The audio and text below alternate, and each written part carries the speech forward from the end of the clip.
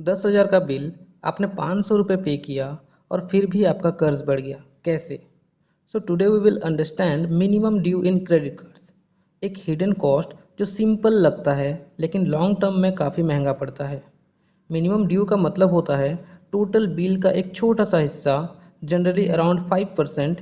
इस अमाउंट को पे करने से आपका अकाउंट एक्टिव रहता है और लेट पेमेंट फ़ी अवॉइड हो जाती है। लेकिन यहाँ एक इम्पॉर्टेंट बात समझनी ज़रूरी है, ये पेमेंट आपका पूरा आउटस्टैंडिंग क्लियर नहीं करता। इसको एक सिंपल एग्जांपल से समझते हैं। अगर आपका टोटल बिल 10,000 रुपये है तो मिनिमम ड्यू लगभग 500 रुपये होगा। आपने 500 पे कर दिया, लेकिन 9,500 रुपये अभी भी आउटस्टैंडिंग रहते हैं। अब अगले मंथ में क्या होता है ये देखना इम्पोर्टेंट है। जो 9,500 रुपये बैलेंस है उस पर इंटरेस्ट लगता है, मान लीजिए अराउंड 3% पर मंथ। इससे आपका आउटस्टैंडिंग 9,785 हो जाता है और नेक्स्ट मंथ फिर इंटरेस्ट लगाकर 10,000 के आसपास पहुंच जाता है।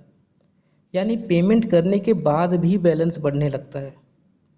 यहाँ की ऑब्जर्वेशन ये है कि बैलेंस कम होने के बजाय बढ़ रहा है, इंटरेस्ट रिमेनिंग अमाउंट पर लग रहा है और इंटरेस्ट फ्री पीरियड का बेनिफिट भी ख़त्म हो जाता है। इसी वजह से मिनिमम ड्यू एक ट्रैप बन जाता है। छोटा पेमेंट एक फॉल्स कंफर्ट देता है, लेकिन इंटरेस्ट हर महीने एक्यूमुलेट होता रहता है और उधारी का साइकिल कंटिन्यू होता रहता है। इस सिचुएशन का सिंपल सॉल्यूशन है, हमेशा टोटल अमाउंट ड्यू पे करने की कोशिश करें। मिनिमम ड्यू सिर्फ इमरजेंसी सिचुएशन के लिए यूज़ करें और अपना मंथली स्टेटमेंट्स को रेगुलरली ट्रैक करें। मिनिमम ड्यू आपका उधारी कम नहीं करता, सिर्फ उसे डिले करता है।